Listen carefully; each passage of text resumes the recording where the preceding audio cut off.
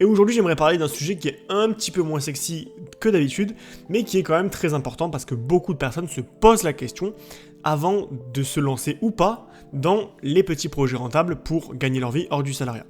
Et cette question-là, elle pose beaucoup de problèmes parce que les gens en ont peur. En France, on est dans un système où l'administration fait peur, où l'administration est compliquée. D'ailleurs, on a été un peu traumatisé par l'État qui nous fait des process qui sont super compliqués. Pour payer ses impôts, il fallait à l'époque remplir la déclaration, ne pas oublier la date, la renvoyer à telle adresse, machin et tout. Avec Internet, ça s'est un petit peu amélioré, mais il faut dire quand même que l'État est compliqué. Pour faire un passeport, il faut 14 pièces, il faut les avoir dans l'ordre chronologique, sinon il te dit non au guichet. Enfin bref, on a tous ce cliché un petit peu de l'État qui est très compliqué en termes d'administration. Et en toute logique, quand on pense à se lancer à son compte, on se dit, bon, bah, c'est bien beau, gagner de l'argent hors du salariat, oui, je veux bien, mais par contre, comment je fais pour déclarer mes revenus, quelle entreprise je choisis, quand est-ce que je dois ouvrir mon entreprise, comment ça se passe niveau fiscalité, bref, il y a plein de questions qui se greffent dans ça, et le problème c'est que en fait ça t'enlève l'énergie là où tu as besoin d'en mettre, tu vois, quand tu es entrepreneur, tu deviens ton propre comptable, mais en réalité, moi je suis pas comptable et j'aime pas faire ça, tu vois, donc en fait, voilà, il faut trouver des réponses avant de se lancer pour se sentir à l'aise avec l'idée d'entreprendre et de gérer soi-même ses finances et sa fiscalité. Donc, la première chose que je voulais te dire, c'est que pour te lancer dans l'entrepreneuriat, en tout cas te lancer à ton compte, il y a deux façons de faire. La première, c'est le portage salarial, et la deuxième, c'est créer une entreprise. Le portage salarial, c'est a priori une bonne idée, mais en réalité, c'est pas une si bonne idée que ça, et je vais t'expliquer pourquoi. Le portage salarial, ça consiste à te faire recruter en CDI par une entreprise, à leur verser tout ce que tu gagnes, et eux, ils te reversent une partie de ce que tu gagnes. Par exemple, tu leur donnes 100% et ils te rendent 70%. Eux, ils vont payer des charges à l'État et garder une commission, et ils te reversent le reste, mais cette fois-ci en salaire. L'avantage qu'ils te reversent en salaire, c'est que ça ne fait aucune différence aux yeux des banques parce que tu es officiellement en CDI, donc pour emprunter un bien immobilier, c'est plus pratique, disons-le. Tu vas aussi avoir la sécurité dans le sens où si demain ton activité s'arrête, tu toucheras le chômage parce que tu cotises pour le chômage quand tu es salarié, alors que ce n'est pas le cas quand tu es entrepreneur. Si tu tombes malade pour une raison X ou Y, tu auras l'assurance maladie qui va te payer, alors que aujourd'hui, si tu tombes malade en tant qu'entrepreneur, eh bien, il n'y a plus personne qui te paye. Donc, tu vois, il y a des avantages que tu n'as pas quand tu es entrepreneur. Et la plupart des personnes qui quittent le salariat, en tout cas qui souhaitent le quitter, ont un énorme besoin de sécurité, parce qu'ils ont peur de se retrouver sans ressources financières, parce qu'ils se disent « et si ça marche pas ? Et si ma famille n'est pas à l'abri ?» Donc, on a tendance à vouloir avoir une sécurité énorme, quitte à sacrifier une partie de nos revenus. Moi, ce que je te conseille de faire, c'est de ne pas te mettre en portage salarial. Tout simplement parce que déjà, il t'enlève une très grande partie de tes revenus, presque la moitié, donc c'est quand même dommage de se priver de 50% de ses revenus. Et surtout, parce que ça n'apporte rien en réalité à part le chômage. Mais le chômage, bon, à la limite, tu peux aussi retrouver un taf alimentaire en temps partiel si vraiment tu es en galère financièrement et garder le reste pour continuer à entreprendre. Donc tu vois, tout ça c'est un faux problème en fait, parce que de vouloir rester en CDI, en portage salarial, pour moi c'est une façon de détourner le problème. Je peux comprendre les gens qui le font, mais je ne te le recommande pas à titre personnel. Tout simplement parce que ça n'a pas grand intérêt, si ce n'est le chômage et la maladie, mais qui reste quand même des cas assez exceptionnels.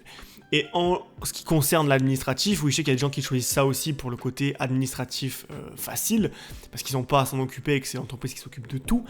Mais j'aimerais justement te rassurer avec la suite de ce vocal qui va te montrer que la fiscalité, quand tu te lances tout seul, c'est pas si difficile que ça en a l'air.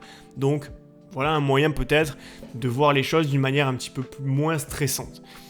Donc la fiscalité d'une entreprise. Alors déjà la forme juridique. Qu'est-ce qu'on crée comme entreprise ? Est-ce qu'on est obligé de créer une entreprise ? Si oui, laquelle ?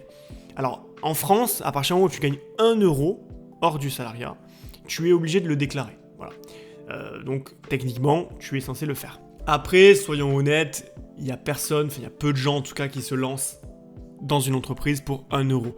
En général, les gens attendent de gagner 50, 100, 150 euros par mois pour commencer à créer une boîte, quitte à déclarer de manière rétroactive les revenus, c'est pas impossible, mais en tout cas, ça n'a pas grand intérêt de créer quand on gagne 10, 15 euros, parce qu'en réalité, même si tu te fais contrôler fiscalement, tu vas juste payer 10% d'impôts en plus, et le redressement sera peut-être même inexistant vu les sommes engagées.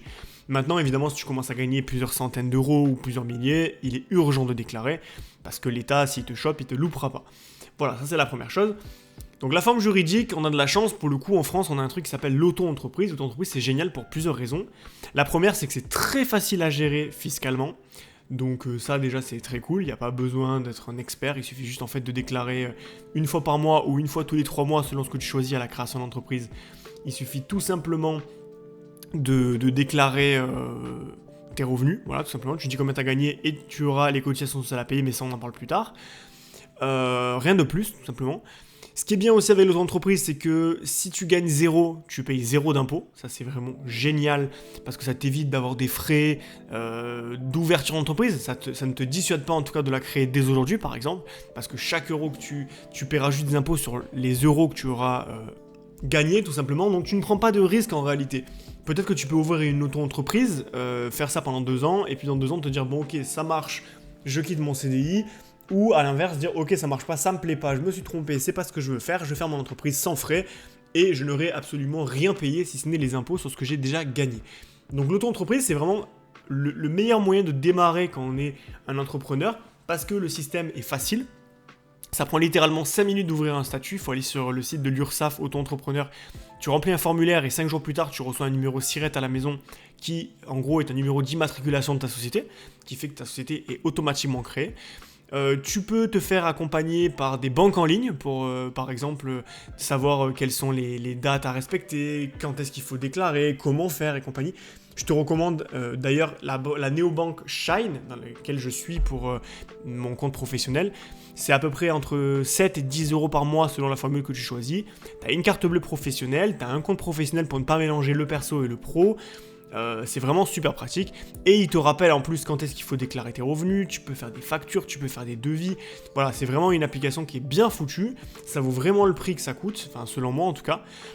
Pour 10 euros, tu as vraiment un compte, une carte bleue et vraiment un système qui te prend par la main. Ils peuvent même ouvrir l'entreprise pour toi, de mémoire. Donc voilà, tu n'as même pas besoin de créer ton entreprise. Ils font toutes les démarches à ta place, ils remplissent le formulaire, tu as juste à signer. Et ils font tout à ta place. Donc ça, c'est génial. Et pour la fiscalité, comment ça marche? En gros, pour vraiment te résumer les choses de manière très simple, tu dois payer 3 impôts sur tout ce que tu gagnes. Admettons que tu gagnes 1000 euros.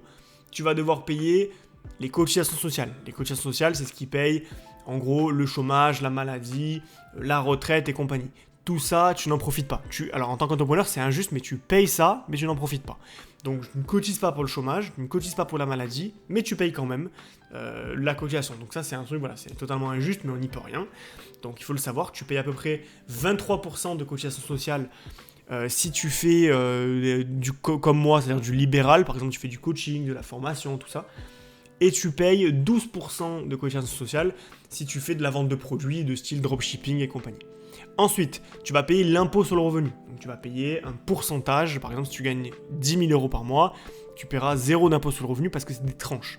Comme dans le salariat au final. Mais dès que tu vas dépasser la tranche, par exemple, des 11 000 euros, tout l'argent que tu vas gagner au-dessus des 11 000 euros sera imposé à, par exemple, 11%. Et ensuite, tout ce qui sera au-dessus de 30 000 euros sera imposé à 25%. C'est un exemple, mais en gros, il y a un tableau de tranches, tu tapes tranche impôt sur le revenu sur Google, et tu vas tomber sur toutes les tranches d'imposition. Ce qui fait que, en général, quand tu gagnes, admettons, je sais pas, 30 000 euros par an, tu vas payer à peu près, allez, on va dire 100 euros par mois. La même chose que ce que tu payes quand tu es salarié au final. Donc, c'est relativement correct. Donc, les cotisations sociales plus l'impôt sur le revenu, on peut dire que tu seras en moyenne entre 30 et 35% d'impôts à payer. Donc, si tu gagnes 1000 euros, tu n'auras plus que 1000 moins 335 par exemple. Et il te restera 700 euros net que tu pourras utiliser pour tout le reste, vivre et compagnie. Donc ça, c'est ce qu'il faut savoir, c'est très facile à faire. Encore une fois, déclarer les cotisations sociales, ça se fait sur le site de l'auto-entrepreneur, tu remplis un formulaire, tu mets ta carte bleue et hop, automatiquement c'est payé. Tu fais ça une fois tous les mois ou une fois tous les 3 mois selon ce que tu as choisi. L'impôt sur le revenu, c'est comme tout le monde, tu remplis ta déclaration en avril et tu la payes en septembre à peu près, globalement. Hein.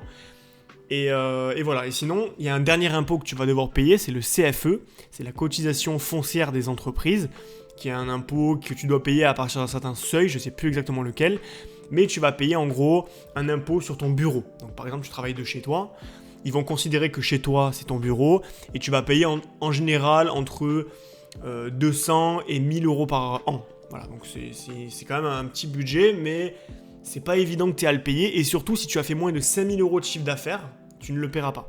Donc généralement, là où les premières années d'activité, tu ne la paies pas parce qu'en général, on fait souvent moins de 5000 € la première année, parce qu'on se rôde, parce qu'on apprend, parce qu'on essaye, et c'est ensuite que ça commence à décoller très fort. Donc tu vois, en réalité, je sais que ça peut paraître flou et que ça peut faire peur, le côté juridique et compagnie, mais c'est pas si compliqué que ça. Moi, ce que je te conseille de faire, si tu veux en savoir plus, c'est d'aller sur mon blog Les 3 Libertés, et d'aller dans l'article qui s'appelle « Comment déclarer ses revenus gagnés sur Internet ». Tu vas voir, c'est vraiment un super article qui va t'expliquer de A à Z comment faire pour déclarer, cette fois avec des screens, les liens et compagnie. Et en gros, tu peux lancer ton entreprise d'ici tout à l'heure si tu suis scrupuleusement l'article que je te propose et tu pourras tout simplement te lancer. Voilà, en soi, il y a assez de freins aujourd'hui entre la peur de l'échec, la peur du syndrome de l'imposteur, la peur de tout en fait. On a peur de tout quand on veut lancer un projet. Il y a assez de peur pour pas s'embêter avec une peur supplémentaire, la peur administrative. Voilà, l'administratif, c'est pas si compliqué que ça en a l'air. Honnêtement, moi je te conseille vraiment d'essayer de faire abstraction de ça, parce que tu verras qu'il y a plein de solutions, et notamment ce que je te conseille, c'est de passer par la banque Shine. D'ailleurs, tu as un lien parrainé dans l'article que je te propose, parce que tu vas pouvoir économiser 1 ou 2 mois offerts, je crois. Ce qui est plutôt pas mal pour toi. Et voilà, si tu cliques en fait sur ce lien-là, tu vas voir, il t'explique tout, tu peux créer ton entreprise avec eux, tu n'as pas à t'occuper de la création, de l'administratif, tout est rappelé, à chaque fois tu as des alertes sur ton téléphone qui te disent « Ah salut, il faut déclarer les trucs machin et tout ». Donc tu n'as pas tout ce stress administratif et tu vas pouvoir te concentrer sur les petits projets rentables pour générer des revenus automatiques hors du salariat, sans penser à toute la comptabilité et compagnie. Voilà, donc c'était un format un peu plus court aujourd'hui, c'était pour te parler de cette peur-là. On pose souvent cette question, donc je voulais le traiter quand même en podcast. Voilà, n'hésite pas à me dire ce que tu en penses de l'administratif, est-ce que ça te fait peur ou pas, est-ce que tu as déjà créé une entreprise ou pas. En tout cas, pas besoin de se positionner sur des grosses entreprises, on peut commencer par une auto-entreprise. C'est vraiment un format facile quand on démarre. Et honnêtement, je connais plein de gens autour de moi qui l'ont fait et qui s'en sont sortis parce que c'est pas très compliqué, il suffit juste de prendre 20-25 minutes pour vraiment s'y intéresser et après on a tout compris. Donc voilà, n'hésite pas à lire cet article-là. Et moi je te dis à lundi 6h30 pour le prochain podcast, la prochaine matinale du Métro Boulot Dodo. Et ce sera la dernière semaine, donc les 5 derniers podcasts, avant que cette aventure s'arrête. Donc voilà, je t'accompagnerai une semaine de plus dès lundi. En tout cas, en attendant, profite bien de ton week-end.